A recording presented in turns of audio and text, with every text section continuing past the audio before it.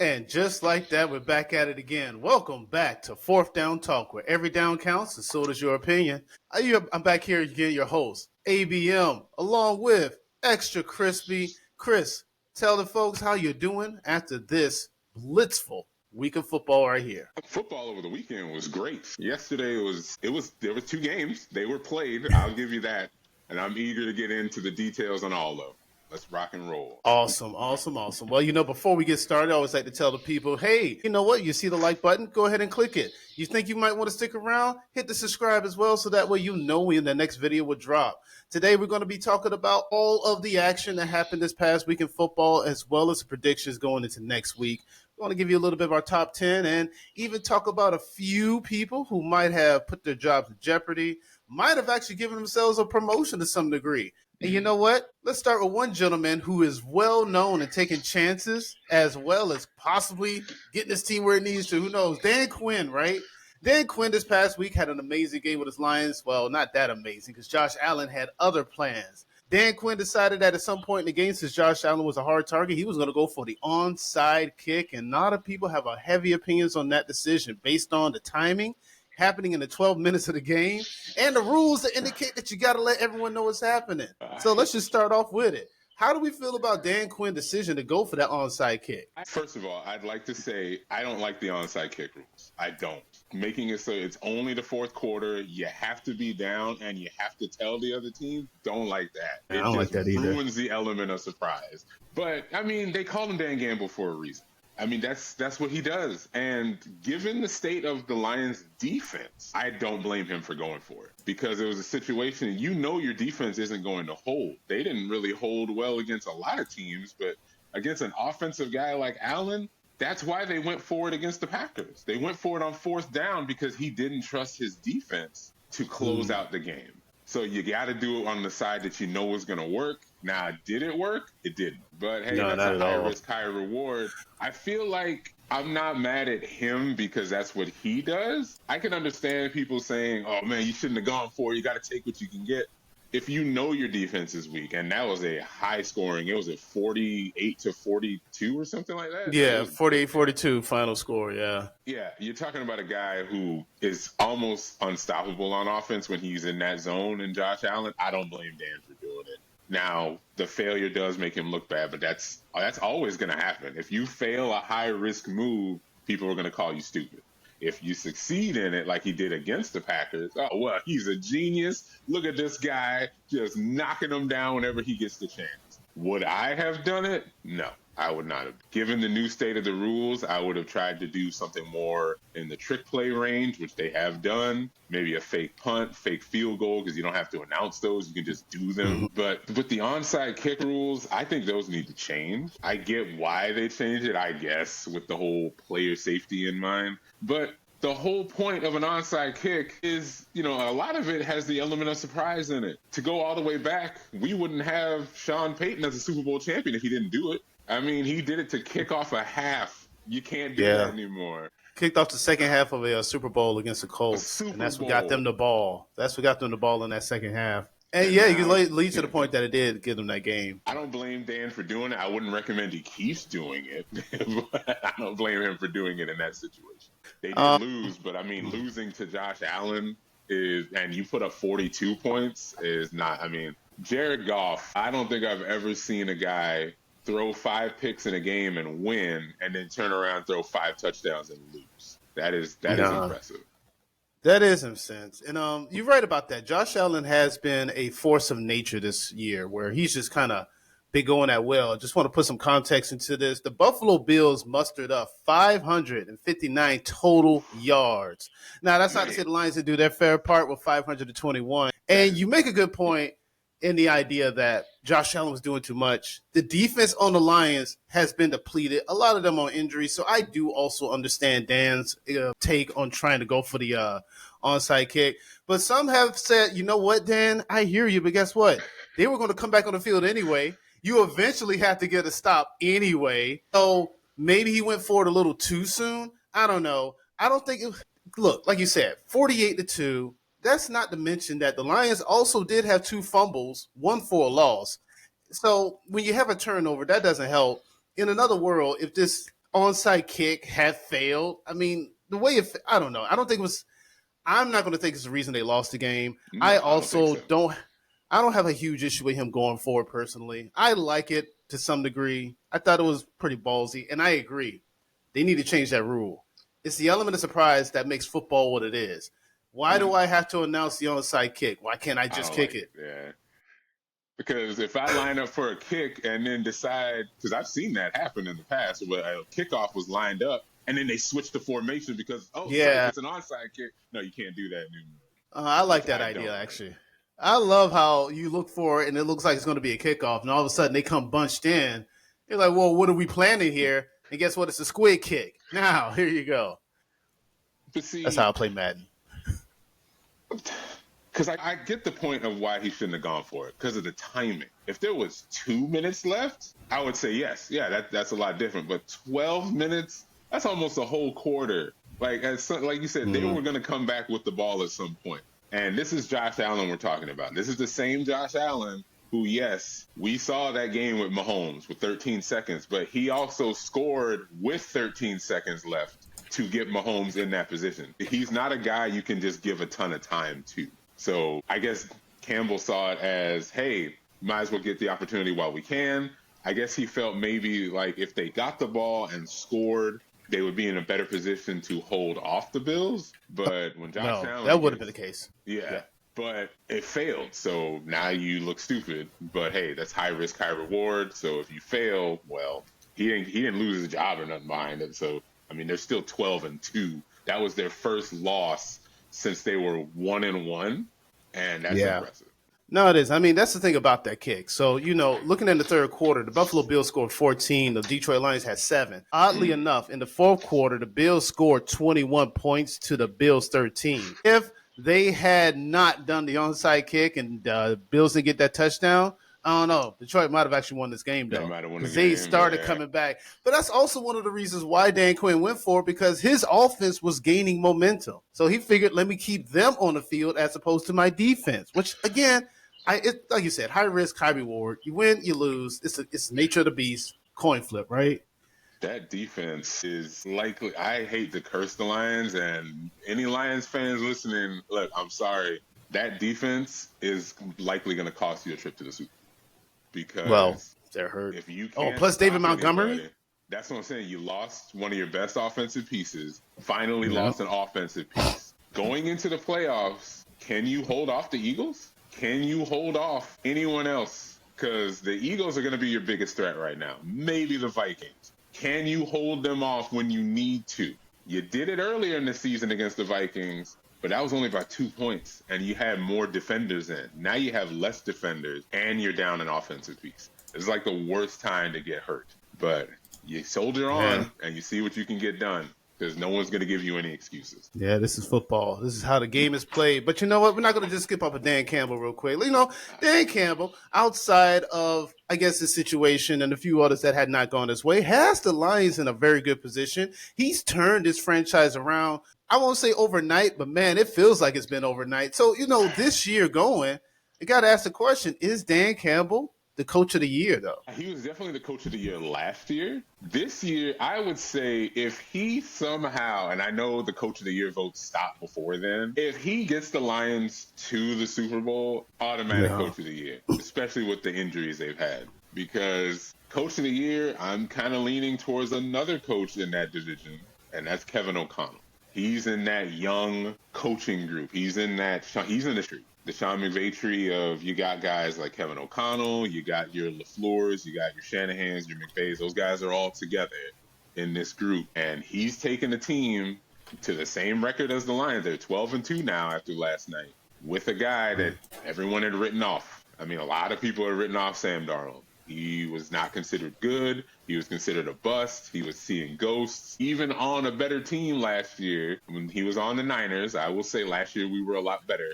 Even on that team, he didn't look good. But now, with this offensive scheme, and, he has Justin Jefferson, whatever, he looks good. Yeah, whatever. And he has one of the best receivers in the league. Oh, my gosh, he looks so good. Whatever, I'm not hating, all right? Jordan Addison is Okay. also really good. All right. But their run game isn't the best. Aaron Jones isn't exactly the same. He's still good, but he's getting older. And outside of those offensive pieces, they have Hawkinson, also a good player. But you still need someone to get them the ball. And whatever scheme they're drawing up, it works a lot better than whatever scheme he had going on in New York and whatever scheme he was dealing with in the Bay Area. You take that and put it in context with Kirk Cousins. When you look at him and you see him play in Atlanta, he's not looking too good either. But when he was with the Vikings, he was at least looking decent.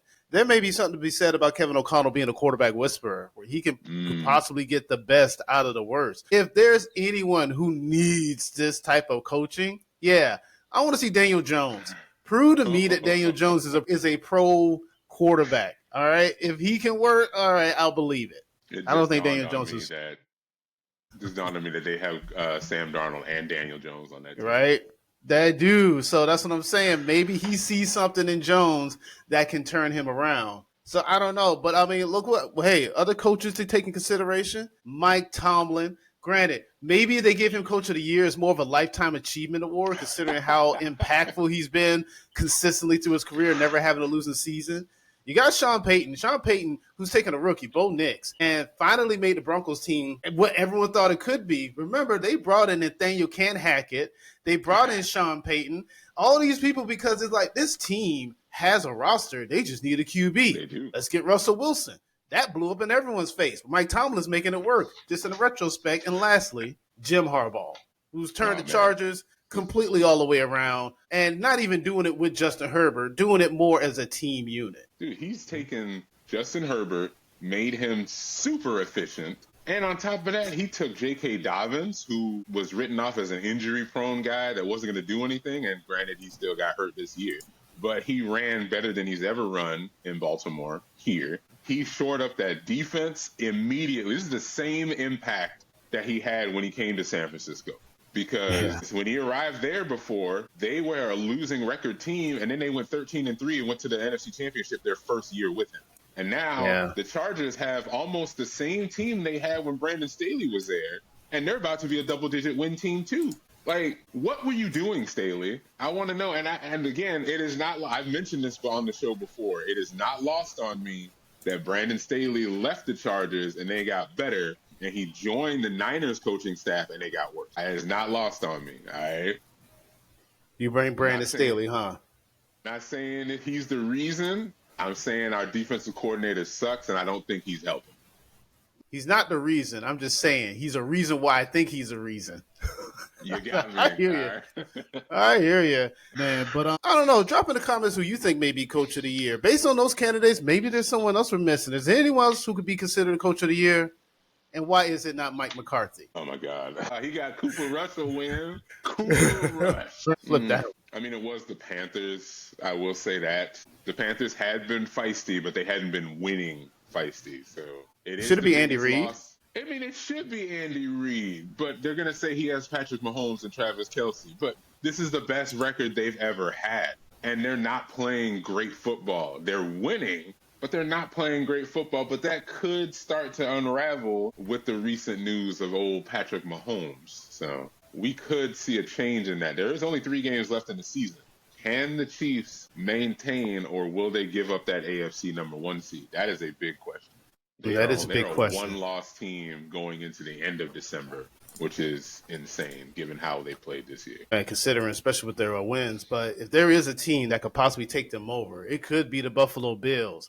The Buffalo Bills, who this year have what everyone's considered to be the MVP, Josh Allen, who is having a phenomenal season. Well, at least for Josh Allen, he is, because I think there's another MVP candidate personally. But not to take anything away from Josh Allen, he is throwing for 3,395 yards with 25 touchdowns and 5 interceptions. He does have a good completion percentage of 64.4. He has his team in an 11-win season, and they've already beaten the Chiefs. They have just now beaten the Lions. So they beat the top teams in the NFL. Is Josh Allen the league MVP this season? Now, see, it's interesting because if you go back to last season, go back to the AFC and NFC title games. Who were those people? It was the Chiefs, the Ravens, the Lions, and the Niners. Josh Allen has beaten 3 of those 4 teams this year. He didn't beat one of them, and that's a very interesting point because that has the other possible MVP on it. But given that he beat all 3 of those others, that's going to give him a boost. And the fact that he is out there with, to quote Colin Cowherd, deck chairs and lawn equipment as his wide receiving core, yes, I am calling them that because their wide receiving core is not great. And he's making it work. A lot of times he's making it work with himself, but he's making it work. Very James true. Cook is a solid runner. I wouldn't call him a top-tier runner. I wouldn't call Curtis Samuel, Khalif Fakir. Keon Coleman is a good rookie, but those receivers are not world beaters. Their tight ends are good, but not great. Their offensive line is good, but not great. Their defensive line is good, but not great. And he's still getting it done. I mean, this guy, how many other quarterbacks have you seen get credited for a receiving, catching, and throwing, no, a receiving, rushing, and passing touchdown in the same game? And then 2 weeks later, 6 touchdowns, 3 on the ground, 3 in the air, and then 48 more points the week after that. I mean, it's wild what he's doing. I remember what it is. Yeah, I believe they actually had the longest active streak right now of 30-plus points per game. That makes sense, yeah. Of course, on that record is a Peyton Manning team where he was with the Broncos, Tom Brady, when I think he had Randy Moss. He's in that era. And you're right. I don't want to forget to mention this. He does have a receiving touchdown of the year and 11 rushing touchdowns of the year. That's close crazy. to 500 yards rushing. So, hey, Josh Allen is doing a fantastic job. There's no denying it. However, I got to be honest with you. Me personally, I still think this is Lamar's award to lose. He is the reigning defending MVP. And I don't know, his stats are still blowing out Josh Allen. Now, I understand that the argument against Lamar will be, well, he has Derrick Henry. Yeah, I don't want to hear all that because in the end of the day, he is still the best player in the NFL today. You know, people are going to argue that it's not just Derrick Henry. They're going to say he has a better team in general. He has a better tight end. They're going to say he has a better line. They're going to say he has better receivers, which is, I don't know about that last one. But yeah, they are going to use that as a knock against him. But, I mean, his numbers are better than last year. And he won MVP last year. Yeah, that's the thing about it. That's the thing I could take into. Plus, I also take into account. I hear you with the offense, but at the same time, all I keep hearing about how the wet bag the Ravens defense is and how they can't stop anybody. So it's like they also still have a winning record. So I can't be mad at either. I feel like it's still Lamar's to lose. I mean, they are in a tough division. I am going to put the QB comparison on the screen because I do want people to see this. And with that, you look at the numbers, you look at the stats, and I hear Josh Allen. I don't know. I get it. It's a magical season because he's doing magical things. But I real quick, granted, it was against the Giants, but Lamar had more incompletion. I'm sorry, he had more touchdown thrown than incompletions. That's impressive. Amazing. That was the one team he had lost to before when they had Daniel Jones. I'm just saying. Right? Okay, It is impressive. This guy. Greg Jennings said he was a top 10 quarterback in the NFL. I don't agree, but that's a different topic. Greg Jennings. But Lamar and Josh, I mean, they have the same number of total touchdowns. But Lamar has more yards. He has less picks, I believe. I believe Lamar is beating him in every category except the actual win-loss record. I think Lamar has him in every other category. Passer rating, QBR, completion percentage, yards, everything. He has Allen beat. The only thing that they have better on him is the actual wins and losses. But the argument there goes, Josh is in a much, much, much weaker division. No one else in his division even has a winning record. Whereas the Ravens are dealing with the Steelers. The Browns are always annoying when you play them. And Joe Burrow, he might not have a defense, but he's still Joe Burrow on offense. So I don't know, man. I know the media is not going to give it to Lamar, but honestly, he deserves it. But this is Josh Allen's year. No, I get it. For the season, this is Josh Allen's MVP year, and I don't know if there's a narrative or a script, but playing that game. It is interesting that it was hype up that this could be his MVP year, and now look where we are, Josh Allen's MVP. No, I hear you, and that's exactly what people are saying. They are saying this is MVP year, but is there anyone else who could potentially have this MVP season? I'm going to throw a name out here. Tell me how you feel about it. Jared Goff. Jared Goff is fourth place in Vegas odds for winning the MVP, right under Shaquan Barkley. How do you feel about Jared Goff at any potential? Not forget the MVP, but just as a season in general for him. I think Goff has gotten better than he's over time. His one knock that I had against him before was that if you pressure him, he panics. This season, that's not been the case. He's actually been really well he's done very well against the blitz. He's scored a lot against the blitz, and that used to be his biggest Achilles.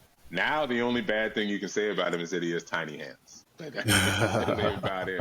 But he doesn't fumble that often, and he's not throwing a super ton of picks. He is mobile more than he used to be. He's very used to the Campbell system. I think he deserves to be in the top. I don't know if he's going to get MVP, but he definitely should be in the conversation. He really should. He's outplayed, I'll say it, he's outplayed Mahomes this year. I don't think he's outplayed Lamar, but he's definitely outplayed a lot of the top tier candidates that were there last year that aren't there this year. He played a really good season this year. And we talked about the Lions and how well they're doing. Vegas odds, Jared Goff's the best quarterback in the NFC. NFC North? Who's better than him? Is it Love? It's not Love. It's not Darnold, and it's too early for Caleb. It's Jared Goff. Oh, a second. Now I do want to check that out. Because is Jared Goff really the best QB in the NFC North? I'm about to see if I could do a comparison on this, but I don't know. I was actually going to make a case for possibly Jordan Love, maybe. I see. You know me. I had the Packers ahead of the Vikings earlier this season. I think Jordan Love has the potential to be better, but right now, no, he's not. I mean, that's just the potential, right? We're talking about a ceiling. If it's a ceiling, then yeah, I guess you could make that case. Give me a moment. Love has a higher ceiling, yeah. Okay, I got all the results. Now I pulled up only 3 because I'm not pulling up Caleb Williams since he's on his rookie year. Yeah, actually. Jared Goff is having a better year than both of them. He has more passing yards, passing attempts, touchdowns, less interception. It's one less. He has 10 to Sam and Jordan Love's 11. He has a better QBR. Sam Darnold has better rushing yards than both of them. That's he's leading at. That's impressive, considering Jordan Love is supposed to be more mobile. Yeah, so this is actually fascinating. Yeah, Jared Goff, just to put his numbers out there for the world, 3,759 yards. That's close on par with Josh Allen. He has 30 touchdowns to 10 interceptions. I mean, it ain't necessarily stargazing numbers, but he also has a receiving touchdown. Well, I didn't see that, but he also has he doesn't have a rushing touchdown though. Oddly enough, I remember when he got the receiving one. It was against the Seahawks. I remember that game. But fascinating. I just realized, is that the only division where every quarterback is a first-round pick? Because, all 4 of those guys are first-round. 2 of them are number ones. Goff and Caleb were number 1 picks. They did take Jordan Love. First-rounder, and Darnold was a number 3 pick. Oh, yeah, well, there you go then. I guess it would be the only division that has a bunch of first-rounders. Doing first-rounder stuff, huh? I don't know, Mahomes. Wait a minute. Mahomes, Bo Nix, Justin. Where was I don't even know who the Raiders quarterback is. They don't know who the Raiders quarterback is. All right, so they're trying to figure that part out. I think it's Desmond Ridder, and if it's Ridder, then they might have all first-rounders too. Yeah, but let's put it like this. The Raiders aren't going to stick with whoever the QB is right now anyway. No. In fact, when Brady gets full control of this office, it's going to be Josh McDaniels, Belichick's son, and they're going to try to make it New England West. It's going to be Brady. He's going to come out of retirement and be quarterback himself. That's what he's going to be a quarterback coach. Let me show you guys how this is done. He's going to be the first player coach in the NFL. If you were a Raider fan, I think we need to talk to a Raider fan. How would you feel about the guy who arguably took one of your best seasons away from you now being in your front office? Because the Raiders haven't been good since the Tuck Rule game. No, they haven't, which is very odd that he even went to that team. That's what I find the most odd about it. And that is a question I ask. If there are any Raider fans listening, how do you feel about Brady being in the front office, even if it's at a small capacity, knowing that he's going to possibly have his say in who the coach is going to be, who the quarterback's going to be? Do you feel good, optimistic, or do you kind of have a sick pit in your stomach? Because this guy who ruined my franchise for most of my adulthood is now sitting in the front office and about to ruin it for the rest of my life. That's a bit I got to tell you, as a Niner fan, I get real annoyed when I hear other players grow up saying, oh, I used to love the Niners. Tom Brady's on that list. Josh Allen's on that list. You know who else just got added to that list? that's not Richard going to be on Sherman? our team? Travis Oh. Hunter said the Niners are his favorite team. He's not going to come to San Francisco. He's probably going to beat us when he plays against us, whatever. Hey, man, look, Paul Pierce grew up a Lakers fan. He did, and he ended up as a Man, Celtics right? legend. I'll tell you exactly how I feel about Paul Pierce, but we are not that Paul Pierce. Soft. All right. But, you're speaking about the whole idea of the Raiders. Let's talk about that. Let's talk about teams who are teams who are eliminated from the playoffs. Yeah, Not sort of. Yeah. They're gone. They're out. And with that, we'll start off with the Raiders in that degree because you talked about the Raiders last time at one point, how this team is just kind of a blueprint. What do you think the Raiders will need to do to make themselves a team that can at least compete in their own division, let alone a playoff contention spot? Their division's getting tough, too. Their division is getting to be a problem. Well, they need to stop being a farm team, number one. All right? They keep getting all these good players, and they just go to other teams. Like, stop doing that, all right? You lost Amari Cooper. You lost Khalil Mack. Derek Carr was okay, but you lost Devontae Adams. You lost Josh Jacobs. Stop doing that, all right? They're all on teams. Well, minus Devontae, they're not doing very well. But Josh Jacobs, he would go play with his best friend. Record. Seriously, Josh Jacobs is on the team with a winning record. Cooper is on the Bills, and Khalil Mack's on the Chargers, and they're all doing better than him. So you need to stop doing. They need to. Can they just draft well once? Just one good, solid draft that just keeps the team together. Because their last quarterback, Aiden O'Connell, he ain't it. Gardner Minshew is not your answer. He ain't it. Desmond Ridder needs to get his 40-year-old looking ass out of here. He's not it. I don't care what anyone says. Now, if you were the Raiders, if you were the GM, would you, in this offseason, would you go after a quarterback, or would you just go back into the draft and see what you can do? I guess you have to kind of go into the draft and see what you could do. I mean, you got that, who's coming out soon. Oh, my God, what's the kid's name? Shador?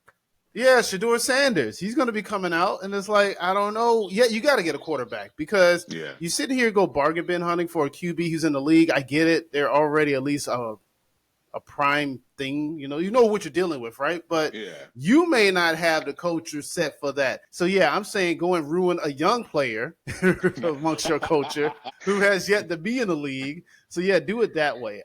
They need to draft. And they, like I mentioned, they might need to draft a lot of these positions. Because right now, I think the best pick from last year's draft is Brock Bowers. And Brock Bowers is good. That's the thing. Yeah. He is a good tight end. And so that's a good security blanket. A little upset that the Niners didn't look into him, but whatever.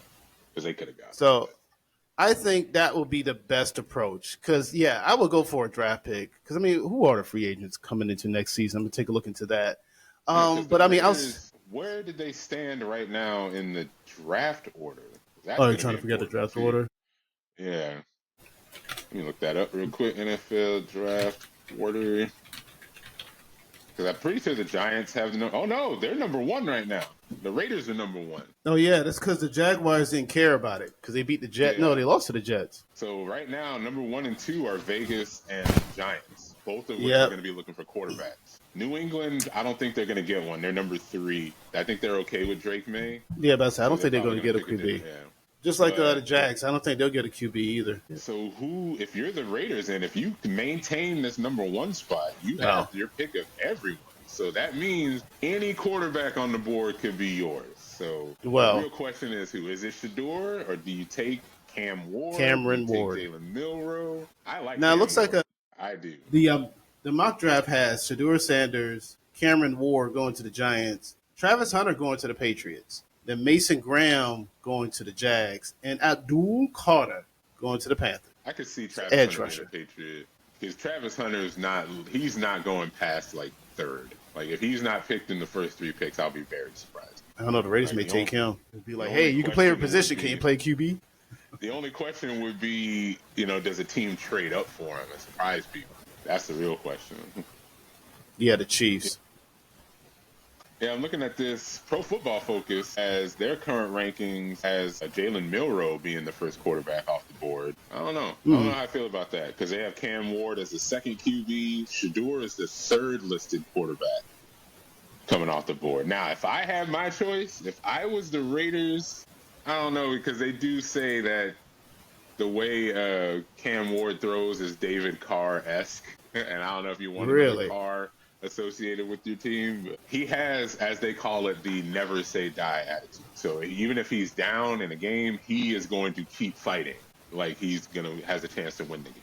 So I think that's important. Well, I mean, that's something you definitely want out of a leader of your team, right? You want to never say die attitude because, you have some Yeah. teams who players will sit there and quit midfield and be like, you know what? I ain't playing no more. So, yeah, with that being said, we'll talk about another team who's a potential playoff casualty, and it's the 49ers and how this season went from high hopes God. to not too much what you want. You had Deebo Samuel, injuries galore, McCaffrey being hurt, coming back, getting hurt again, Deebo wanting the ball, not getting the ball, then when throwing the ball, can't hang on to the ball, players quitting because other players coming back, Shanahan's like everything's fine, and Brock Purdy just trying to enjoy his glass of milk. What's going on in 49ers country? What isn't going on in 49ers, The 49ers country? nation. No, we're an empire. Nation is a Oh, Raiders okay. thing. All right. All right. Empire. I will correct that one. But no, I'm a fan. That's the thing. I'm a fan. That's my team since I was a yay boy. But I think there was a lot of. I think this season can be summed up as this wasn't a team. This was a group of guys that were just playing together. This does not feel like a team. This feels like a bunch of high-paid mercenaries that couldn't get along with each other properly, and they didn't work well. I mean, it started from the offseason. Brandon Ayuk told out, which we found out he had the same offer already on the table. He just didn't accept it, causing him to not practice and not train and not be ready for the season. Trent Williams held out, which was just unnecessary, Trent. Like, why if you didn't want to come to training camp, you could have just said that. The Niners would have waived your fees. You would have got what you needed. But he wanted more money up front because here's the thing about the 49ers that needs to stop. Every time a player holds out or refuses to do something, at the end of the offseason, the Niners just give him what they want. Deebo Samuel threatened to do it, and they gave it to him. Brandon Ayuk threatened to do it. They gave it to him. Christian McCaffrey was going to do it. They gave it to him when he got there. Trent Williams, same thing. Stop doing that. You need to make an example out of somebody. I don't care who it is at this point. But you can't just keep giving the players what they want. You're rewarding bad behavior, and look at what's happened. You have an offensive lineman who is not playing right now. Granted, he's going through a tragedy. I'm sorry for the loss of your kids, Trent. Same thing for Charvarius Ward. I'll give them a pass for that. But the rest of the team, what's your excuse? I mean, let's focus on Devondre Campbell. Dude, you were signed because Dre Greenlaw got hurt in the Super Bowl. You knew going in that this was not going to be a permanent position for you. And it just came out just the other day that this wasn't an isolated incident. Nick Bosa and several other defenders said that there were multiple times throughout the season where Devondre Campbell refused to come off the field. Now, when Christian McCaffrey did it, we thought it was all cute and quirky, like, oh man, he's a competitor. He wants to play. Let him in there. But when your free agent mercenary linebacker is refusing to come off and letting your other younger, undeveloped guys get time, that's a problem. And now it's starting to ask questions of, well, who else on the team is a veteran that's not coming off the field and not letting the young guys play? Because the consistent narrative around Kyle Shanahan is he doesn't play his best players, which are often young guys, unless he has to. So who else is doing it? I want to know now. I want names. Call me Andy Bernard because I want names, all right? I hear that. But no, Devondre Campbell, I don't know how you feel about what I'm about to say, but what he did was unacceptable. It was a bitch move. You don't do that. You could have just quit before the game. You could have said you didn't want to play and gave the Niners a chance to activate somebody. Instead, you wanted to throw a little childish fit on the field in the biggest game of the season that would have kept you playing more. So now you get suspended because that's what you deserve. You don't get any more money this season. You don't get all of your signing bonus. You can't go to another team. They've already cleared out his locker and took his nameplate off. So essentially he's off the team because they said they were originally going to give him a chance to apologize and come back. But the other defenders didn't want him there. They said, no, we don't want you here. You don't want to be with us. We don't want to be with you. Get out of here. Quit. Yeah, no, you're a quitter. You know, you don't get to come back after that. The Yorks have already said Kyle Shanahan's coming back next year, at least one more year. And I think this is his hot seat year. Like, if you turn in another 6-win performance, you got to go, Kyle. And personally, I think he should go now. And a lot of Niners fans don't like that. No, it's been 8 years. This is the same argument I have about Dak Prescott. It's been 8 years. I know who you are. You can't get it done. Yeah, he's been to 2 Super Bowls. Did he win? No, he didn't. Andy Reid was the same way when he was on the Eagles. So if Kyle Shanahan is Andy Reid 2.0, let him go spread his wings on another team with a top-tier quarterback because, hey, other 49ers fans, come here. I need to tell you something. We don't have a top-tier quarterback. We have a serviceable QB who gets the job done in Kyle Shanahan's system. He's not elite. He is not him. He's a guy. He's a good player. I like Brock Purdy. He's not him. You can't throw the ball when it's wet. You can't play when it's snowing. And granted, you don't see snow a lot. But if you can't play in Northern California where it rains and you can't play in the rain, I'm sorry, bro. You're not it. I'm not giving you $60 million. I'm not doing it. Okay. Well, that goes that point. Yeah, I guess it was a conversation whether or not he gets $60 million. But what is it in the end that you think the 49ers would need to do in order to get back on higher ground again? They need to actually invest in the O-line. They need to spend this draft drafting or free agent hunting. Now, they did bring in several O-linemen to work out this past week. They did do that. I'll give them that. But you got to give Brock time. If you can't give him time, he's not going to succeed. That's all there is to it. He needs a better O-line. You know why? Part of the reason why Jared Goff is doing so well, he has the best O-line in the league. You know who else has a really good O-line? The Eagles have a really good O-line. Top 5 for both of them. No, I get what you're saying. And just real quick, so the whole O-line thing, everyone wants a better O-line. I think back to when the Colts had Andrew Luck and how they had a horrible line to keep him up. But one of the things I can't knock the Colts for doing is that they were trying. They just couldn't find the right talent. Finding and maintaining and operating a good O-line is hard. Look at the Cowboys. I think it was either doing Dak's first run or his Tony Romo's last run. They had a really good O-line. They did. And eventually, age and time, it just wore them down. And even then, it takes a minute to build it. And when you have that minute, you only have that window before that O-line either moves because of free agency or moves because of injury. So it's not an easy thing to just build an O-line. It never has. No, it's not. It's not. But when your best O-lineman is someone who was already like 7 or 8 years in the league, who had cancer and had problems on another team, who's 37 years old, you have no one to replace him. Like, when he's gone, what do you do? Because it's already been shown that when Trent Williams doesn't play, that side of the line gets weak. And if the left side of your O-line is weak, that's a problem. That is a problem. No, it is, because that's where players can really come and attack. That's what blindside is called. What I think the 49ers need to do, and there will be pushback on this, I know, Deebo Samuel has to go. You got to get rid of him. I don't care where he goes. Trade him. Let him explore free agency. He doesn't have it anymore. He had 2 good seasons, 21 and 22. And after that, he hasn't been Deebo. He doesn't separate. On average, he's getting less than 30 yards a game. That's ridiculous. He's getting $20-something million a year to essentially be a glorified return man, because that's the only time he actually looks like he has burst anymore. He needs like 6 or 7 steps of acceleration. Trade Deebo. I would consider trading Bosa because you could get a lot for him. Fire your defensive coordinator. I don't care if Nick Sorensen is friends with Kyle Shanahan or not. Fire him. Get somebody else. It doesn't have to be Robert Saleh, but I would like Saleh to come back, but I don't see it happening. And either go get one veteran wide receiver. I don't care who he is. Just make sure he's fast. I don't care if it's Jerry Jeudy, Jarvis Landry. I don't care if you find the ghost of Larry Fitzgerald. No, maybe not him. But you need a wide receiver that can separate. None of the wide receivers on the Niners separate. He doesn't give Cowing a chance. He needs to do that. Play your young guys, Kyle. Like, granted, we didn't like Ronnie Bell, but you kept playing him for some reason. But you won't do the same for Cowing. You won't do the same for Pearsall. You let Pearsall play. You don't target him. And even when he does get targeted, Brock overthrows him, which is very interesting. So trade Deebo, trade Nick Bosa, because you can get probably at least a first for him. Get a veteran wide receiver, and then go into the draft and just get depth. That's what we need. We need depth. There's no defensive depth right now. All the good defensive depth players that the Niners had, they went to other teams, so they could be depth pieces. DJ Jones, you know where he's at? He's on the Broncos. DeForest Buckner, he's on the Colts. These are 2 really good guys. I mean, I think the offense needs an overhaul. And one last point I have to make before I get off my little Niners soapbox. As far as I'm concerned, take every first-round pick the Niners have from this point on and just trade them.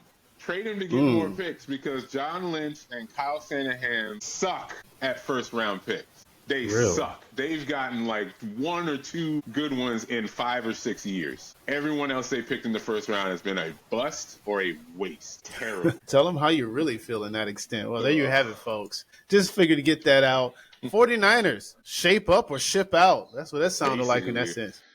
I'm in for a new coach. I know a lot of people don't like it, and they do the whole, would you want to go back to Jim Thompson?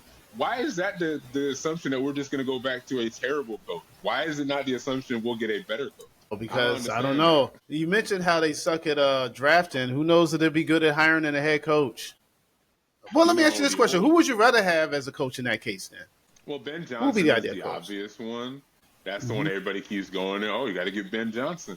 I would actually do what the Chargers did. I would look to see who's a college coach that wants that jump up and give him a test run. See how he feels about it. Because I'm not 100% certain Ben Johnson is just the answer. I would give Eric Bieniemy a shot. That's what I would do. I'm not giving Matt Nagy a shot. I don't care how well he's done on the Chiefs. I'm not doing that. But I would give Eric Bieniemy a chance. I would. I would look at some of the best OCs because we need an offensive coach, and I would look to see who wants that bump up, who's earned that bump up, who's a good OC out there right now that nobody's talking. Mike Vrabel. Mention him. Vrabel is out there. I do like Vrabel. Because you know what Vrabel does? Vrabel is a guy that the players like because he was a player. That does help. Yeah. What about that's the big difference. Ben Johnson, offensive coordinator for the Lions. He's the number 1 pick everybody wants. He's gonna probably have his pick of teams to go to because when you break it down, would you even want the Niners coaching job? You don't have a solid running back. Christian McCaffrey's a question mark. You have to draft a ton of people. Brandon Ayuk's hurt. You got to get rid of Debo.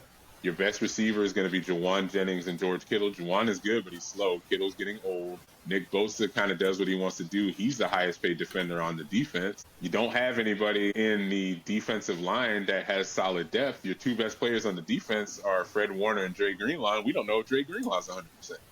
Do you want this job? If you're a possible coach? Is it listen, there's any job, if there's any reason I wouldn't want it, because, it's California, high taxes. But, I mean, in the end of it, it's not like it's the worst job in the NFL. No, it's not the worst. That's the thing. It's not it's like, ideal. Well, what is the ideal job that will be available? Well, who's a team that's probably going to fire their coach that needs a kind of an overhaul?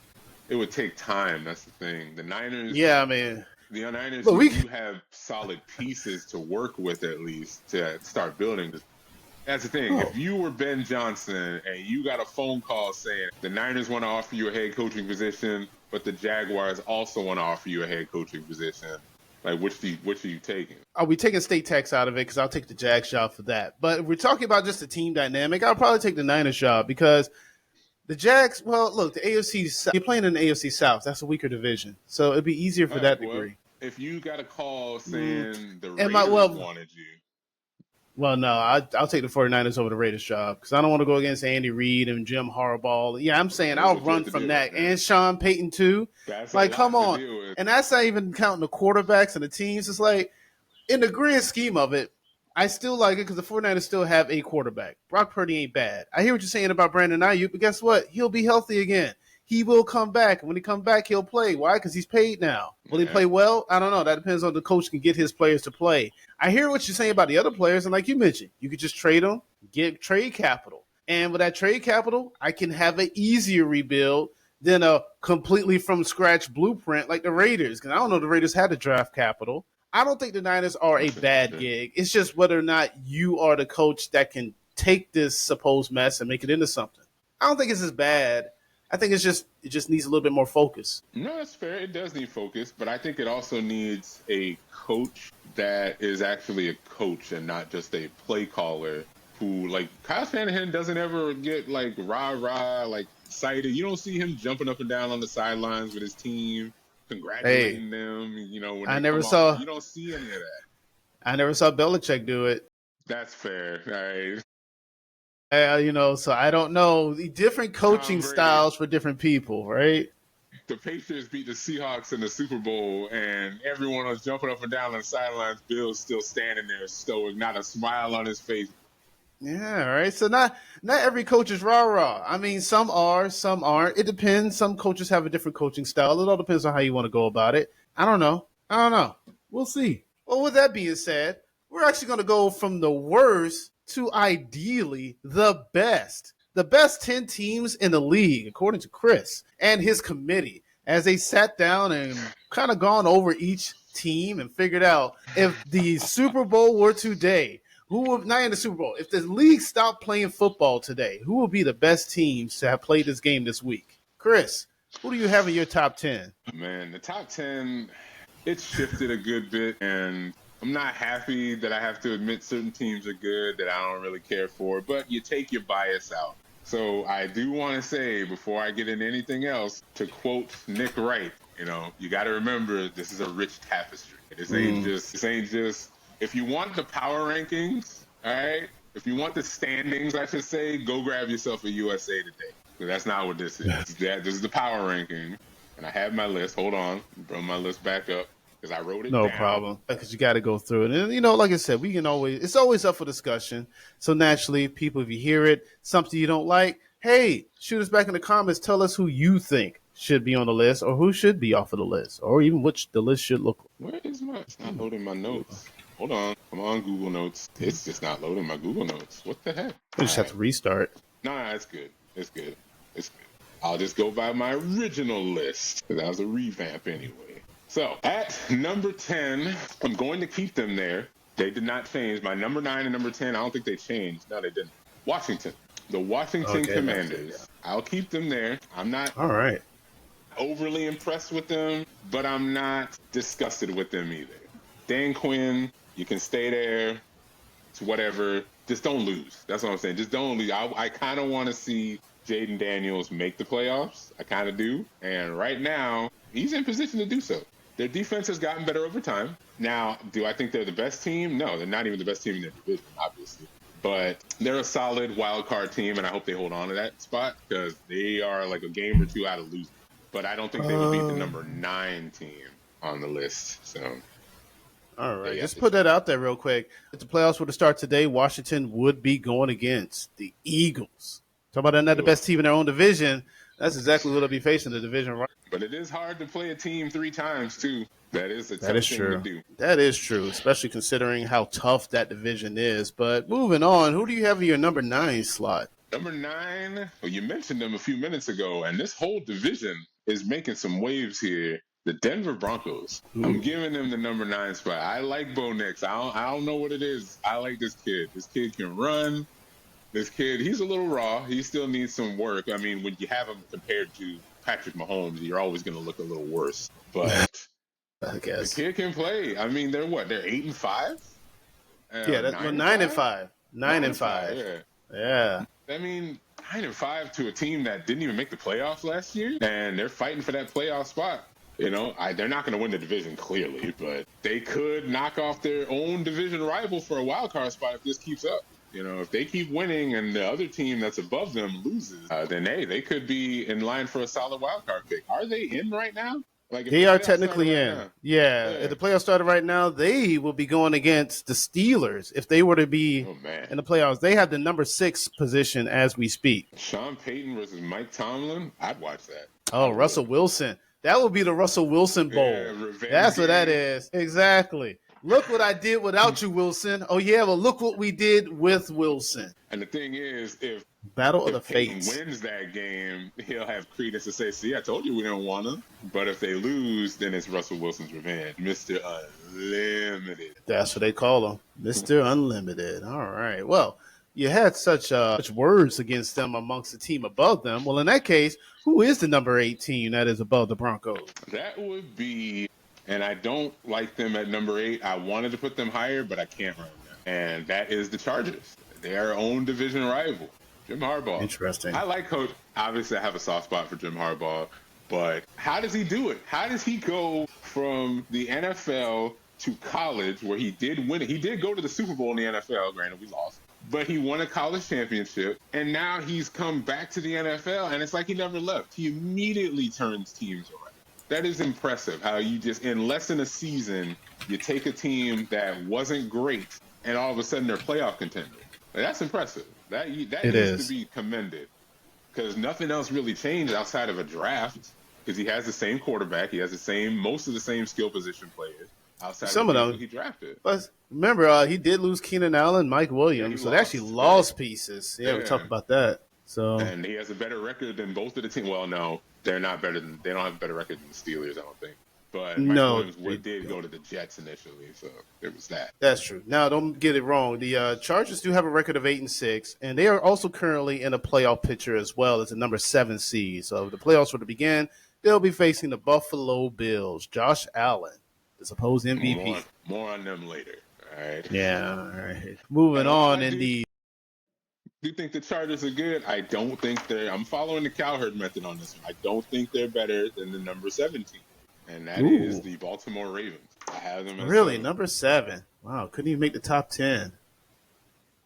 Well, the top 5. All right, hey, number 7 though. Why are the Ravens so low? Because you mentioned it earlier, it's their defense. I love what Lamar is doing on offense. I do. I think their division is what's going to hurt them from being higher. I really do. Because I honestly had the hardest time deciding to put them here or putting the Steelers here. And based on the Steelers showing, that's what dropped them a little bit for me. But I still like them as a whole just a little bit more. And I mean, it's like this much more than the Ravens. Now, the Ravens, if you can show me better defense, and no, beating the Giants doesn't impress me. They didn't have a quarterback. But if you show me a little bit more, who's the rest of their schedule?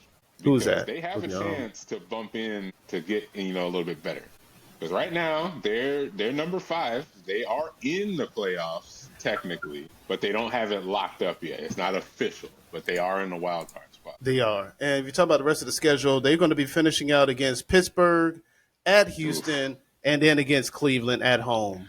Let me tell you something. So the next game is Pittsburgh. That's a 4-3 game. If they beat Pittsburgh, because if they beat them, then Pittsburgh only has a 1-game lead on them. Yeah, so if they beat them and possibly take the division back, then clearly they'll be better. But right now, the Steelers are leading that division, and that's why they're slightly ahead of them. Just a little bit. Just a little bit. Spoiler for the next spot on the list, by the way. In that case, who is the next spot on the list? That's going to be the Steelers. Right? They are just a little bit better than the Ravens. What's that, number 6? Interesting. Yeah, that's number 6. Yeah, number 6.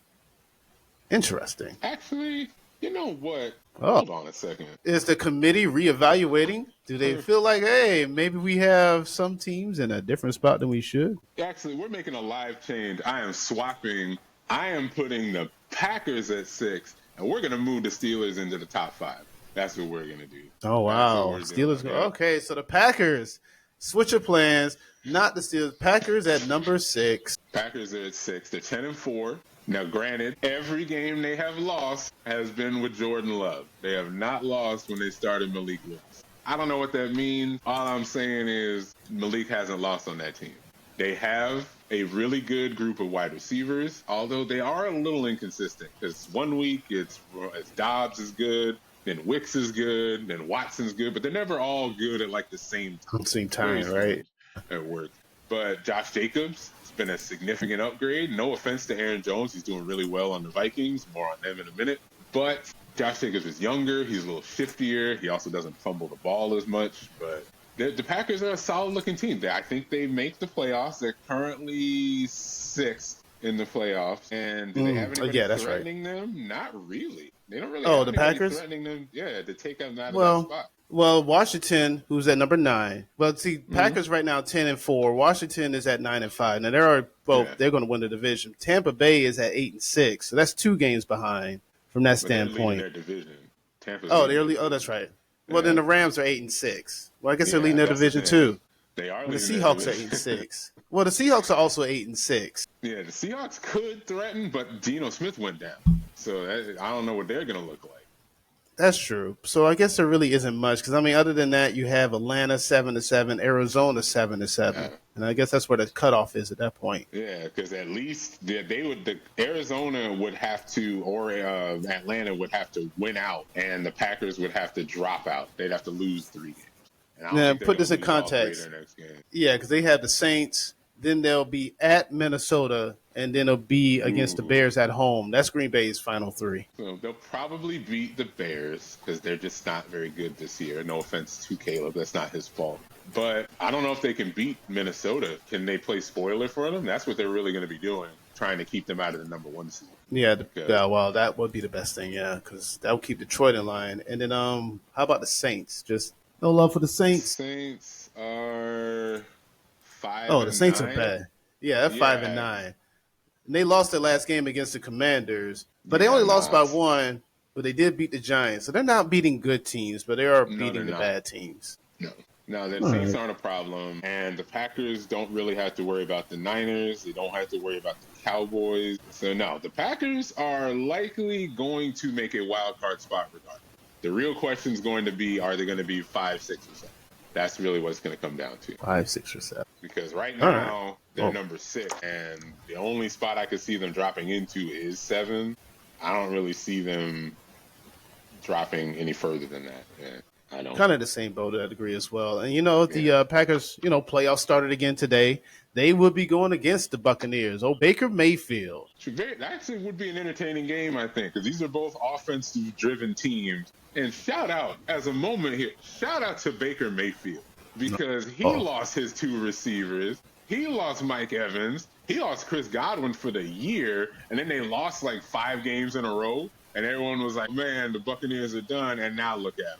8-6, winning their division. The Falcons are falling apart. No one else in their division is doing well. He's going to get a division title, and he's going to have a playoff game. The real question is he going to win a playoff? hey, say what you will. Look, I have never been against Baker Mayfield. I I always felt have. like the Browns have been idiots for getting rid of him.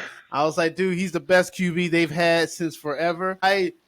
Look, I'm happy for Baker Mayfield. I like the kid. I did think he was a little overhyped when he came in, but He in the was. grand scheme, I couldn't argue with the results that he was putting up based in the circumstances he was going through. You talk about Caleb Williams, Baker Mayfield was going through that in Cleveland. So yeah, there is hope. So it is not Caleb Williams' fault what's going on with the Bears, but it does show that there is some light at the end of that tunnel. You just stick through it. It also helps when your division isn't very good. It helps Well, when your well, division is bad.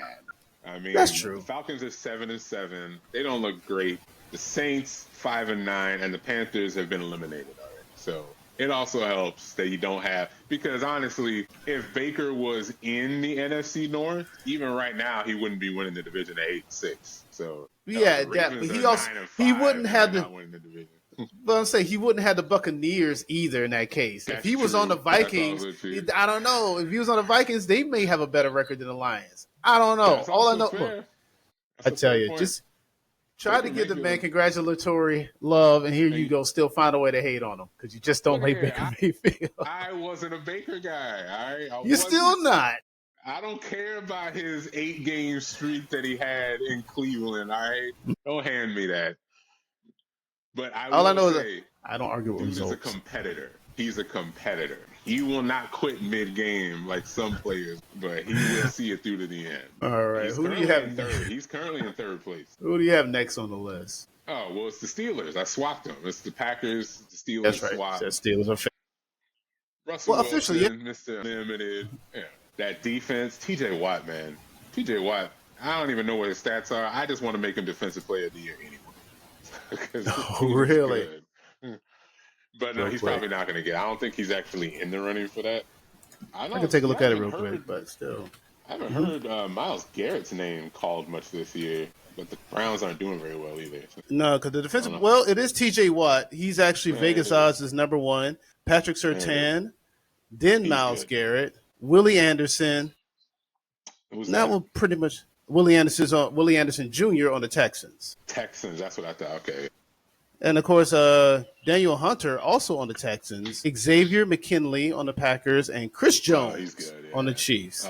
Chris Jones is just he's so good. A lot But, of people no, think TJ he doesn't get enough love because he has a boring name. No, I guess. But no, Chris TJ Jones. Watt. TJ Watt is definitely the Vegas odds is the number one of getting it. This is according to Fox Sports as of today. As he should be. Dude is good. Is he better than No, his well, there you go brother? then. It's a debate. I guess I don't care for either one of these Watts. They play for teams I don't cheer for. And now I didn't even be like that guy, but still. Now is when we get into the hard part of the top 10.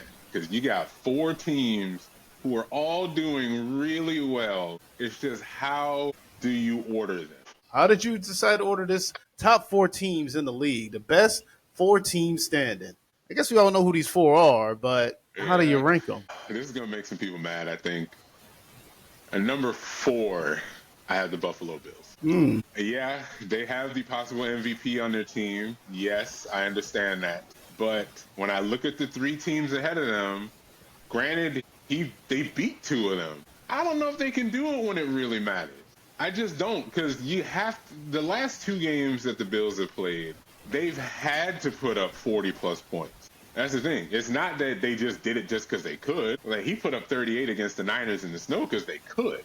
They only scored 10 points. But you had to score 40 plus, and you lost to the Rams. You had to score 40 plus to beat the Detroit Lions. You had to score 30 to beat the Chiefs, and that was in your house. So I don't know, man. Like, I get it. They're good, but I don't think they're good enough to hold off the other teams when they really need to. Because remember, they did beat 3 of those 4 AFC NFC teams in the championship games last year, but they got mollywopped by Baltimore. And Baltimore didn't have a good defense then, and they don't have a good defense now. And Josh went 9 of 30 in that game. So when you make him pass, I don't know. I don't trust him enough to get past these other 3 teams. So they're number 4. Okay. I don't know what it is about them. It's just they're not rubbing me the right way when I look at it. Maybe it's because I watched the other 3 a little bit more closely this past weekend. I did watch the Bills-Lions game. I did watch the Vikings game last night. And, I look into Chiefs games. I don't really watch them as much. I did watch the injury happen. But of the 3 teams ahead of them, I think they have to be number 4. I know a lot of rankings had them at like 2 or 3. I don't know, man. I had them at 3, but there's a new team in front of them. Well, just for context, the Buffalo Bills do have the second best offense in the league. But when it does come to the defense is 12th ranked, it looks like. Yeah, it's middling. It's not mid, but it's middling. Yeah, it is. All right, interesting. So although the MVP, this team is not better than the other 3, it appears. And who do you have in their top 3 in that case? Because the team that bumped them out is a team I've been avoiding giving praise to this whole season. That's the Minnesota Vikings. Sam Darnold. Granted, he beat the Bears. Whatever. It's still a divisional game. It's still prime time. They still have they're tied for the best record in their conference. The Vikings are good. I have to finally admit that. I do have them as possible Coach of the Year candidate. Sam Darnold is outplaying his reputation. They do have some of the best wide receivers in the league. They have a solid run game. And that defensive scheme, shout out to Brian Flores, because their defensive scheme, it had a little bit of missteps there for a couple games, but they've only lost 2 games. I can't fault them for that. So, no, they're a solid team. Right now, they are, 5th? Because of the Lions placement? Yes. Yeah, but so the Lions and the Vikings, they're about to be in that situation because I think they have to play each other one more time, don't they? Yeah, they got one more game at the end of the year, I believe. Yeah. Want to make sure. So this is, what this is? This is the Niners and Seahawks from a few years ago, because that's what it was. One team was going to end up the 1 seed. The other team was going to be the 5th seed, and it came down to that last game of the season. So, yeah, this is going to be a fun end of the season watch. But, no, right now the Vikings are at number 3. Interesting. Number 3. Bills also, just to put it out there, at the end of the year, with all the games being at 1 o'clock, the NFL had left Week 18 open for all flex. So all games are subject to flex. So we might get that Lions-Vikings Sunday night thriller. That's what happened. They moved the Niners Seahawks to Sunday night that year. Yep. So it's going to be interesting to see how they go. Well, let's get to it. Who is the number 3 team? Number 3 is the Vikings. Number 3 is the Vikings. Okay. I can't. Then number 2. That's where it gets real interesting, right? Because there's only Wait a minute. There's 3 teams left, and there's only 2 spots left. Oh no, who did I miss? Yeah, that's what I was about to say. I don't know who your 1 and 2 is, so you got to tell me who you missed. That's what I was looking at. It's like there's a team you're not mentioning. Let me just put this in context. There are 3 teams in the NFC that are 12 wins: Detroit, Minnesota, and Philadelphia. Oh, someone's got to come off the list. Oh yeah, you might have to. Yeah, then you got Kansas City, who has 13 wins. So let me remind you of your list again, just to kind of give it a full insight. You had the Chargers, Denver, Washington, Green Bay, Baltimore, Minnesota, Pittsburgh, Detroit, Buffalo, Philadelphia, Kansas City. These if you have 11 teams, no love for All Houston, right. by the way, who's 9-5, No, but no, no, they're not. I don't give them any love. They are purposely not in my top 10. no, I get you. All right, well, then we have to say goodbye to Washington. I'm sorry. You got to get bumped off because there's 3 teams Okay. left and there's only 2 spots. So shift everyone down a spot because number 3 now has to be, it was the Vikings. Sorry, you're not number 3 anymore. Number 3 is the Chiefs. They got to go with 3. So you said the Chiefs are at 3. So you had the Chiefs over the Vikings. This is going to get interesting. This is going to be real interesting. Okay, because now I'm kind of curious about the rest of this list. The Chiefs All right, are so 3. I would have put them higher because last week they were number 1. But this injury to Patrick Mahomes, I am a little curious about it because, yeah, one could make the argument, is all I'm saying, is one could make the argument that the only reason, despite him not playing as well as Patrick Mahomes can play, the reason they're 13-1 is because of Patrick Mahomes. And if you take him out of the equation, I don't know what other quarterback on the team can do what he does. You can play well in a scheme, but can you play as well as him in said scheme? He's week to week. He's not day to day. It's possible he could miss a game or two, and that is why I dropped him out of 1 to 3. It is also why the next team is not number 1, even though I feel like they should be because of injuries. Spoiler. Okay, no, yeah, let's go ahead. Who's the next team then in that case? Number 2 is the Detroit Lions. Detroit Lions. Them at 1. I would have kept them at 1, but they finally lost an offensive piece. They have all these defensive injuries, and they managed to stay 12-2, and they only lost by, 6 points after they put up 42. You can't fault a team for putting up 42 points and losing. He threw 5 touchdowns, but they lost David Montgomery in the process. And they have had probably the best 1-2 punch at running back all season. Montgomery and Gibbs, they don't overuse either one. Kyle. But they have maintained because they kept the offense intact. Offense is no longer intact. Patrick Mahomes goes down, they drop a spot. Montgomery goes down, they drop a spot. You know who didn't lose anybody and is also 12-2 is the number 1 team. It's the Eagles. The Philadelphia, I hate to admit it, Eagles. So you said the Eagles are the number 1 team. The best offseason acquisition, easily, Saquon Barkley. I mean, dude's in the MVP conversation. The Eagles had coaching issues. You don't hear about Nick Sirianni issues now. They tried to drum up an A.J. Brown, Jalen Hurts issue. I didn't see it yesterday on Sunday. They beat the Steelers pretty handily, and the Steelers are a solid team. Saquon Barkley's an MVP candidate. Jalen Hurts stopped turning the ball over. I also noticed he stopped throwing the ball as much, but, that's a different conversation. But they got solid wide receivers. They got the only top 10 offense and defense. It's really going to come down to if they can get it done.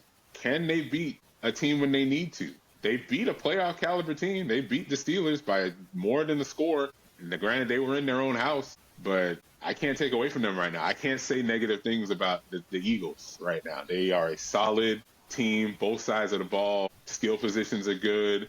Quarterback is good. I don't know what to take away from them outside of I don't think their coach is that great. Well, that's a pretty big deal in that degree. I mean, I guess in the end of it, coaching will be the final decision. So you get a situation like Detroit versus the Eagles. Who do you like in this? You will say the Eagles because of your power ranking, but you say you don't like the coaching. So I'm narrowing it down to that. Do you like Nick Sirianni or do you like Dan Campbell? I prefer Dan Campbell. Nick Sirianni is kind of a douche to me. That's how you. Wow, that's what it is. You just don't like the guy in general. All right. Who yells at their own team's fans? I didn't forget that. Yeah, people. Okay, first of all, you talk about it like Philly fans are the most reasonable people in the world. All right, these are the same fans who threw batteries at Santa Claus. Now I'm just conflating a bunch of situations. So who yells at their own fans? Fans who deserve to get yelled at. I take Nick Sirianni's side on that one. Remember last season when they beat the Chiefs at home? The Chiefs were at home and they beat them in the regular season, and Nick Sirianni was walking down the ramp talking shit. He was, how you like me now? You and Chiefs fan, nah, do that out in the open. Don't do that shit when you're walking in the tunnel. I don't like Nick Sirianni. I want to punch Nick Sirianni. Well, I don't want to do. I don't see the issue there because number one, he's just trying to do his job. You never know. That could be like opposing team fans yelling at him too. Now, That's possible. I mean, granted, if you're in another team's stadium, yeah. and Makes I mean, sense. even in the Philadelphia stadium, I might have been the opposing team too. Plus, you said you Yeah. like a coach who's all rah and all that. You can't get more in your face than actually engaging with the crowd. I like a coach who rah-rahs around his players, not necessarily goes off on, the fans. And, maybe it's just I don't like Philly, but I have to admit that they're good.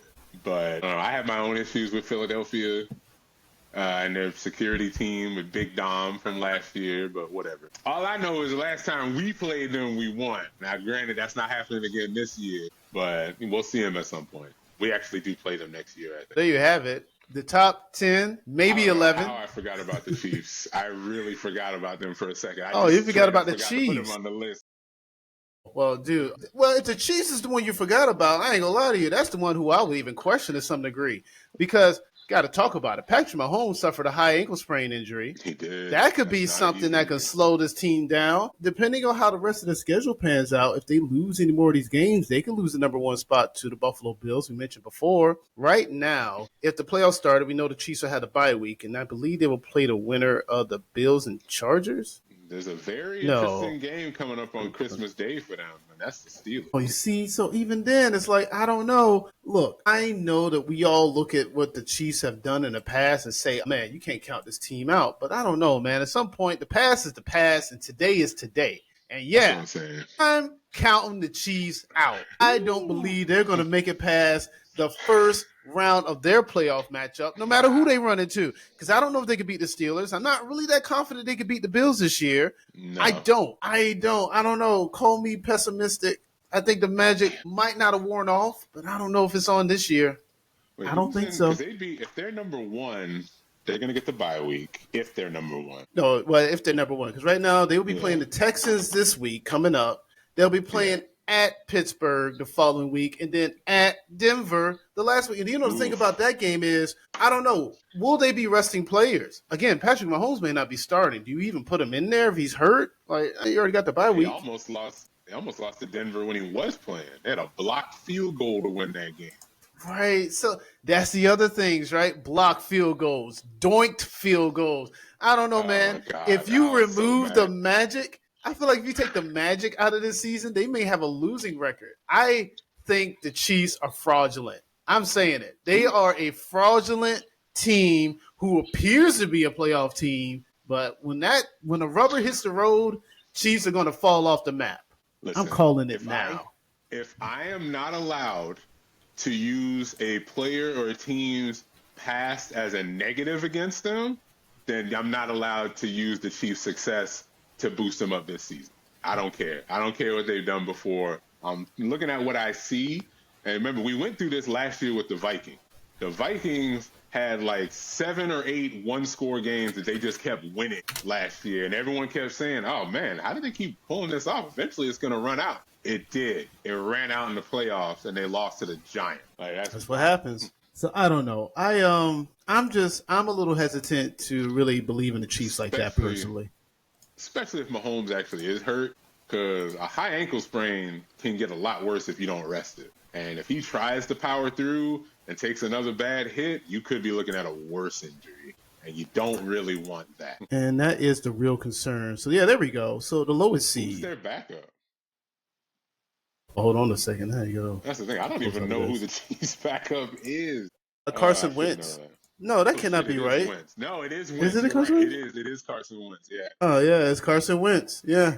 You know why I know that? Because when they played the Niners this year, they had some trick formation that had both of them on the field at the same time. Yeah, because he's 2 for 2 this year. Carson Wentz has yet to miss a pass this year. Although those stats don't count until he makes at least 10 passing attempts. How the hell did Carson Wentz beat the Niners twice? Because the last time he played the Niners was Week 18 last year when he was on the Rams, and they won that. Amazing. Well, there you have it, though. You want to know a top fun 10 fact? Teams. What's that? Jimmy Garoppolo has not lost to the 49ers since he's been on the Rams. Jimmy Garoppolo's on the Rams? Oh, wow. He's Stafford's backup. Yeah. Whatever team Jimmy Garoppolo was on when the Niners play the Rams, that team wins. Interesting. Is this it? Good old Jimmy G. There it is, finally. Okay, the bracket. That's so, remember, yeah. Remember when I told you that Come Jimmy on. Garoppolo's brother was making fun of Kyle. That's what he was at that game. Makes sense. That makes sense then. That's why I was making fun of him. But yeah, so I finally had a bracket in full. If the playoffs were to start today, the Chiefs would go against the winner between the Ravens and the Houston Texans as it stands at this moment. I am not convinced they can beat them, but hypothetically, if they get past that team, they will face the winners of the brackets. Like if they make it to the AFC Championship, they will face the winners of the brackets between Denver Broncos and Pittsburgh Steelers, who the winner of that will go and face the Chargers and the Bills. I am not convinced that, look, maybe the Broncos, maybe the Chargers, but if they win against the Ravens, Steelers, and the Bills, I don't know. I don't have a lot of faith in the Chiefs this year. Oh no, I'll just straight out say if the Ravens see the Chiefs in the playoffs this year, Lamar's getting that win. Because remember, they only lost to the Chiefs week 1 because of a toe being out like an inch out of bounds. You see, it's those little things, but all of the Chiefs wins this year, well, at least most of them, it's the little things. So have those little question marks on them. Isaiah right. Likely's toe, blocked field goal, a doinked kick, PI called for the Chiefs, but then next week not called against the Falcons when that was clearly PI. Whatever. I don't like any of it. All of it was just a little bit fishy to me. But nonetheless. The Raiders and the bad snap, the pre-snap motion one, that one pissed me off. It's always the little things. Oh, with that being said, though, that is the top 10, though. Or top 11, depending on how you want to look at it. Because we go one step further here on Fourth Down Talk. So you get that 11th team. You get an extra down. There it is, the 5th down. There it is. All right. Well, with that being said, though, I want to predict a few of these games come next week. A lot of these games are really coming down to the wire. Oh, we got some pretty important ones to some degree. Let me go ahead and pull them up because, like I said, these are playoff games for some of these teams. Ooh. Oh, yeah. We got Broncos-Chargers on Thursday. That's a big game. Broncos-Chargers? Ravens. Whoa, Thursday I had... We're in week 16, right? Yeah, December 19th. Yeah, today's the 17th. Well, I got 18th. I got Browns and Bengals as the Thursday night game. Really? I'm looking at it. It says Broncos-Chargers. Really? Did they flex it or something? I'm on Sports Reference. Hold on. I'm on ESPN. Let me go look it up. Okay. So I'm on Sports Reference. Right now. 19th, Broncos-Chargers. Yeah. Well, they might have flexed it. I got to check and see then. Because I got Browns-Bengals Sunday at 1, 22nd. Oh, well, yeah, they probably did flex it, if that's the case then. Yeah, because that's not a game anyone cares about. Neither one of those teams are making the playoffs. But the two on Thursday are both fighting for a better playoff position. You said it was... Wait a minute. That's the 5th. Chargers. It's divisional. Okay. Well, I guess we'll go off of that then. Hold on a second. I got to pull up a different schedule because everything I've been pulling is off of Sports Reference. I'm just in the ESPN app. And technically, the 1 o'clock games are important too because you got Texans-Chiefs. That's important for the Texans because if you can get a leg up on them now, you might have to see them again in the playoffs. Oh, here we go. Let's go to NFL. See, that's the thing about this. See, why is it? Thank you. The Chargers are favored, but they're only favored by the standard Vegas of 3 for the home team. So there's not a ton of confidence that the Chargers are going to dominate this game. There we go. I pulled it up on NFL because I don't like how ESPN has it set up. I need a straight list. But anyway, so I do have it up on NFL. It looks like it is, yes. It's going to be Broncos at the Chargers. This is going to be Prime Video, of course. Who do you got winning this game? Well, Justin Herbert is listed as questionable. I'm trying to figure out why. But in any event, I'm looking at their stats. J.K. Dobbins is on IR. Ladd McConkey's been really good. So their receivers are about the same. Sutton is their leading receiver. He's got 878 yards and 6 touchdowns. McConkey is their leading receiver. He's got 873 yards and 5 touchdowns. The rushers are about the same. The quarterbacks are similar, except Herbert throws way less interceptions than Bo Nix has. So who is it going to come down to, Jim Harbaugh or Sean Payton? I like Jim Harbaugh, and it's because I have a soft spot for him. The Chargers are going to be at home, which does help. I think if they can control the turnover battle, the Chargers. That's going to be it's going to be tough, especially if Herbert plays. I say the Chargers win. If Herbert doesn't play because he is listed as questionable, then I think the Broncos take this one. Either way, I don't think it's going to be a super high-scoring game. He'll play. Because both of these teams kind of thrive on defense. But I got the Chargers winning 21-17. Oh, okay. I'm putting the score on it. I hear that. Yeah. I know Herbert is saying that his ankle, but he practiced in full, so he's playing. I don't know why they have him questionable as well. He practiced, and it's his ankle, but he'll play. Plus, they got Khalil Mack. He's on rest. I mean, there's anyone who's out is Will Dissly. He's out. Jalen Ragnar, He's but been a good everyone target else, for him for will be tight fine. end, yeah. But So yeah, his that'll be clear fine. favorite is Lad McConkey. Another game that you have on the 4:30 slot would be the Ravens and the Steelers. Man, that's gonna be a game. This is always a game, though. This is one of the only like division rivalries outside of my own that I get really hyped to watch because these games are always fun. Ravens, They do get pretty. Steelers. I don't like either one of these teams, but these teams do play well against each other. Russell Wilson, Lamar Jackson, T.J. Watt, Derrick Henry. There's a lot of star power in this game. That being said, Vegas has Baltimore winning by a solid margin. They have a 6-point spread here. The Steelers are coming off of a loss. And Cowherd likes to say, beware of a good team that just got embarrassed. That being said, I am calling for an upset here. I am calling for upset? The Steelers winning would be an upset. Vegas has Baltimore by 6. Oh, that can always change. And I mean, that's less than a touchdown still. I mean, it is a touchdown. Is that an upset? By 6? It would be an upset, yeah. But they are leading the division, too. About to say, the Steelers also leading the division. That's why I don't know if it's, well, I guess if you had the Steelers winning. Yeah. I don't know. I got the Steelers pulling out, actually, because Lamar Jackson did play really well. And when he starts playing well and he starts stringing games together, he becomes a force. But you can't really It's in Baltimore. It's in Baltimore. Just want to point that out, too. Who the hell uses M&T Bank Stadium? Man, this and is I'm pretty tough. sure. I might have to take a coin flip on this. No, fuck it. I'm sticking with my gut. I'm going with Mr. Emmitt to pull out a close game. And I mean a close 19-17 kind of victory. And it's only because, you know why? Because whenever a close game like this happens and the Ravens have to go for 2 or something at the end of the game, they never get it. They never get it, and I don't know why. Well, I mean, now you're just speaking about the last game they had, essentially. And that's why I'm picking the Ravens in this game. Sort of a situation where they lost the last game in Pittsburgh. Mm-hmm. I'm picking the Ravens to win in Baltimore. And also, I got to stress this again. I just had them going to the Super Bowl. So I got to continue to pick them. But no, I lose this game and still go to the Super Bowl. But I hear but no. I have them winning this game. It ain't about that. I legit had them winning this game because they also lost to the Steelers earlier. These two teams do play out really well. Plus, this game being at home, the Ravens are coming off a big win. The Steelers did lose to the Broncos just recently. Wait, was that the Broncos? They lost to the Eagles on Sunday. The Eagles, that's right. They lost to the Eagles. Sorry. I hear you. They lost to a really good team. I think they'll lose to another. Wow, the Steelers do have a rough road because after this game, they got to also play the Chiefs, and then they got to play the Bengals. Yeah, so this is an interesting road. Divisional games and the Super Bowl champs that they got to. That's not. I still got to win it.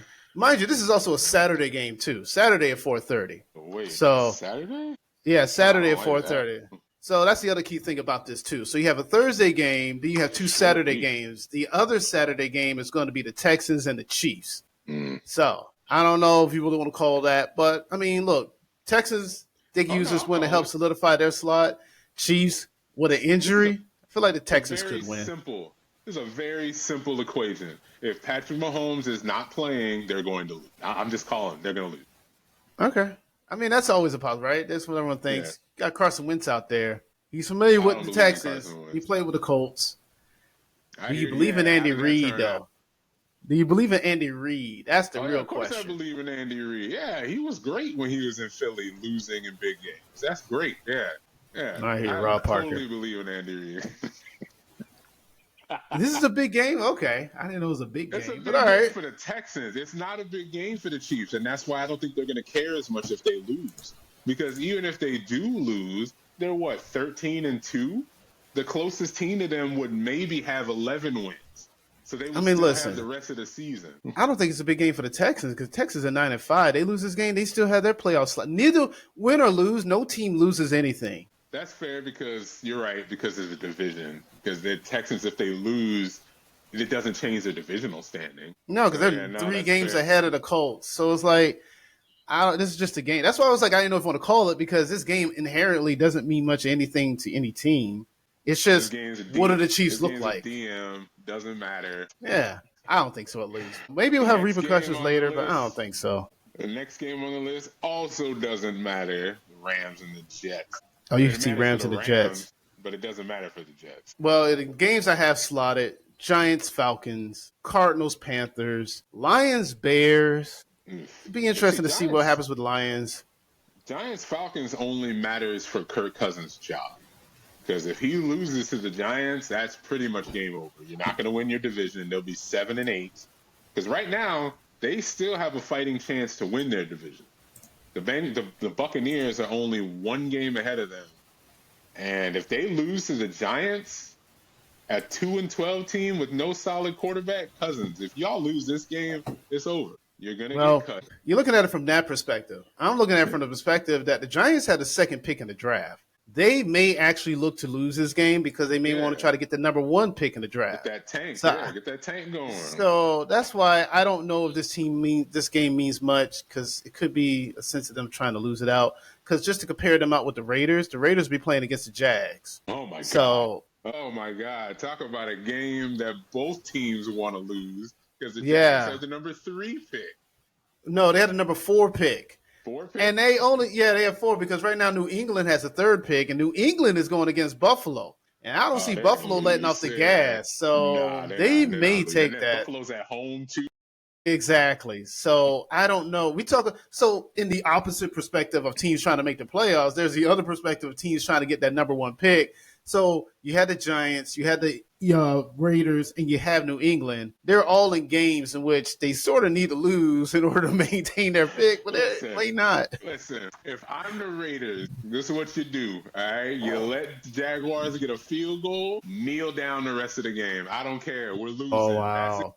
That's in the Raiders stadium? Oh, you'll get booed out. I can't. I would hate to be a fan of that game. Look, this is the same team I watched play against the Chargers, and it was a situation where if they tied, both teams would get in and the Steelers would be out, and the Chargers fucked that up. Don't do it, Raiders. Don't be the team that fucks up the tank, all right? Let the tank happen. I don't know. I'm looking at a lot of the schedule, and it's like a lot of these aren't necessarily a lot of make or break games. No, there's a couple of good ones, but there's a lot of shit on this.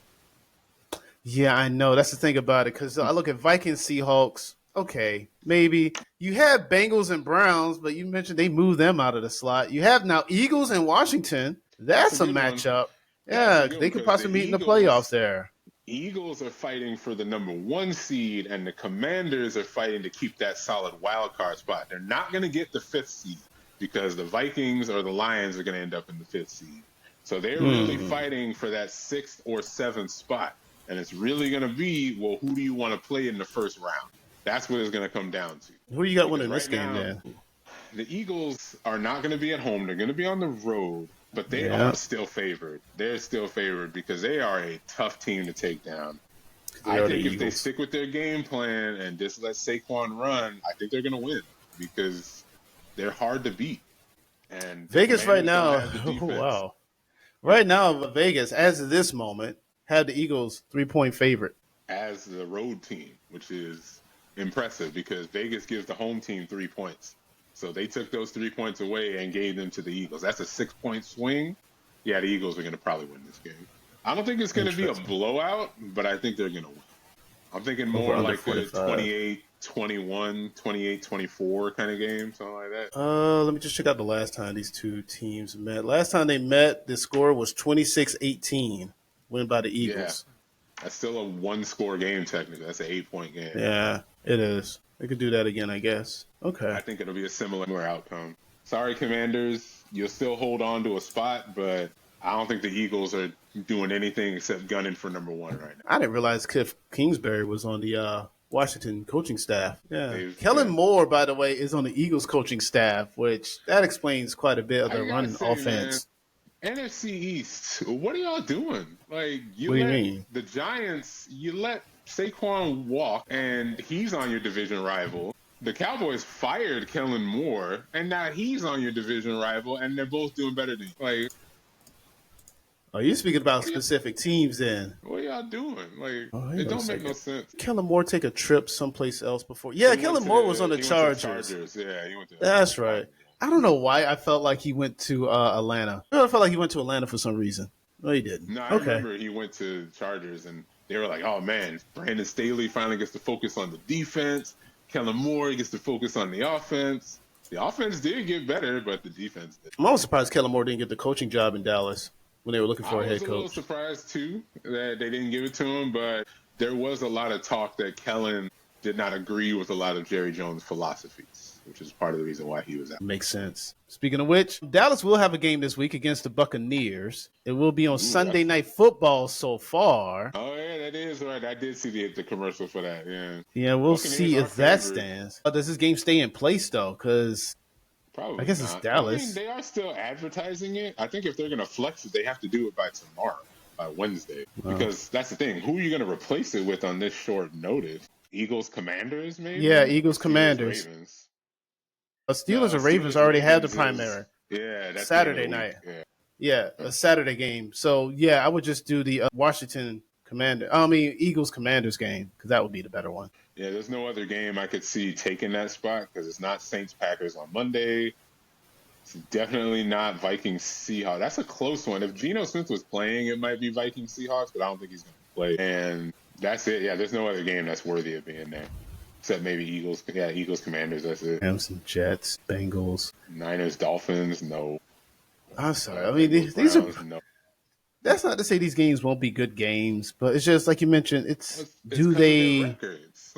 Yeah, it's just everything doesn't look great as far as matters. If the Niners and Dolphins were both 10-4, yeah, this would be a good game to watch.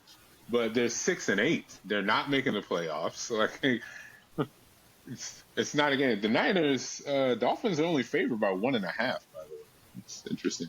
It is. They are both 6-8 though. Yeah, and it is against.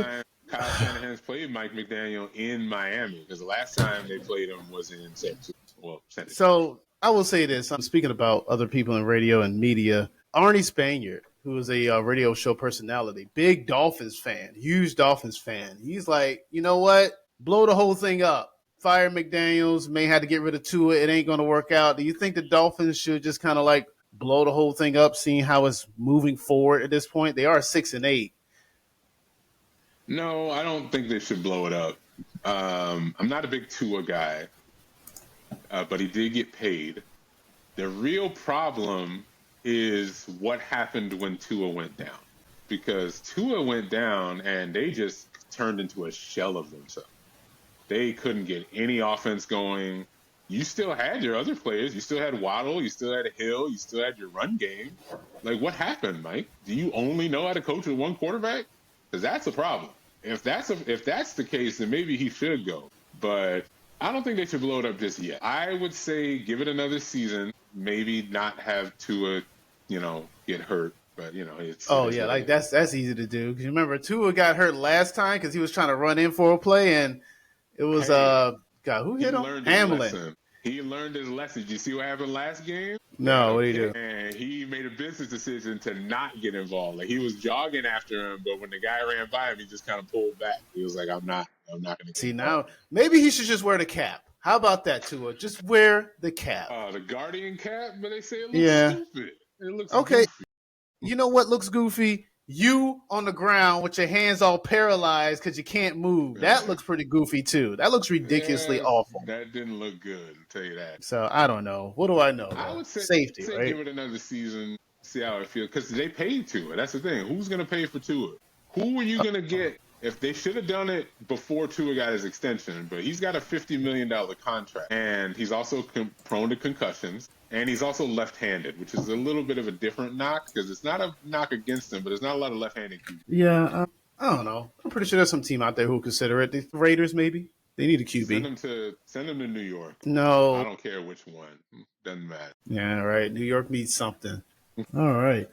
But any of these other games stand out to you, though? The only other game that looks interesting would be Vikings-Seahawks. Because the Seahawks are now finding themselves in a position to fight for the division. And the Vikings are in that number 1 race. So a loss for either one of these teams could hurt them. Because if the Seahawks lose and the Rams win, that's not a good look. Because they still have to play another divisional game against them, I think. And this would kind of knock them out. Be the best situation. This would actually be dampering their whole hopes and dreams in that case. I didn't realize that. And the Vikings losing would also be very detrimental. If any of those teams, the Vikings, the Lions, or the Eagles lose, and the Eagles have the hardest game, They're all on the road, by the way. Vikings going to Seattle, Lions going to Chicago, and the Eagles going to Washington. All those are outdoor games in bad weather in the worst time of year. So it's going to be a tough situation. Definitely. But this is where adversity comes in, though. This is where the best of the best and the cream rises to the top, right? That's where you get the best of the best. The Vikings have the luxury of having the only team to not have a divisional. Because remember, the Bears did take the Lions to the limit on Thanksgiving. There was a 3-point game that they lost because they mismanaged the final drive. The Bears could have won that. Yeah, that was the big deal about it. And then when they fired the coach? Yeah, they fired the coach after that game. They fired him after. That's pretty much, so that sealed his fate in that degree. All right. But other than that, there's not a lot of interesting games here. Even my team's game, as we talked about. I'll be watching because I'm a Niners fan, but there's not a lot of playoff implications going on here. Buccaneers-Cowboys is interesting because the Buccaneers need this win. They need it because if the Falcons win their game, then they're right back to taking over the division again. But the Buccaneers need this, and the Cowboys are just trying to save face at this point. They beat the Panthers. Congrats, by the way, you beat the Panthers. But now you're playing a team with a winning record. So if you beat them, then you might have something to look forward to going into the end of the season. But a loss for the Cowboys here would just have the should Mike McCarthy get fired conversations going again. Now, they're going to say he lost Dak Prescott, whatever. They weren't playing well when he had Dak Prescott, so it is what it is. I think McCarthy's coming back next year. I don't think he should, but I think Jerry Jones is going to keep him because Mike McCarthy will do what Jerry Jones tells him to do. That's pretty much what it comes down to. They were never going to get Belichick anyway, even though he's gone to UNC. No, that's fair, and I get that. It's just, I don't know. I don't know who you get as a replacement based upon, and you got Mike Zimmer. They got Brandon Schottenheimer on that team. Oh, yeah, they have pieces too. They have players. They don't have a run game. That's what they don't that have. Brian Schottenheimer. I mean, they don't have a solid run game, so they need to. There goes my low power mode. There it is. They don't have a solid run game. But yeah, I'm gonna let you know that I just got the 10% notification. No, I got you. Yeah, the screen went out there. Yeah. Okay, that's cool. We pretty much done here anyway. We can go ahead and wrap this up. With that being said, any other final thoughts? I will stick with this as a 49er fan. I'm going to end on this. I do think Brock Purdy deserves to get paid. I don't think it should be $60 million. I think he should play out next year, and they should pay him mid-season if they think he's worth it. That's my stance, and I'm not changing. Okay. Final thoughts from me. Yeah, I do think this is one of the worst years in football. I do think there was a lot of bad teams this year. It's bad. And I don't like how it all kind of – granted, it's looking good in the end of it, but there were a lot of bad teams. So much so, you look at Giants, Carolina, I'll still say Chicago, Vegas Raiders, Tennessee Titans, Jacksonville, Cleveland Browns, New Orleans Saints. That's a pretty steep, bad bottom hill. I hadn't even mentioned the Patriots, the Jets, still hadn't even gone into the Cowboys. It's like, it's a lot of bad teams. So parity used to be a big thing in this league where teams try to be as good as the next team, but seems like the top of the top's the top, and everyone else under that top is just horrible. There's not a good in between, but who knows? There's no middle round team. We'll see what happens when the playoff starts, but that's just my final thoughts. But other than that, hey, thank you for listening on Fourth Down Talk. If you want to go ahead and continue the conversation in the comments, please do. We may even see us in there every now and then, but until then, we hope you have a good night, and we'll see you in the next down. Bye-bye.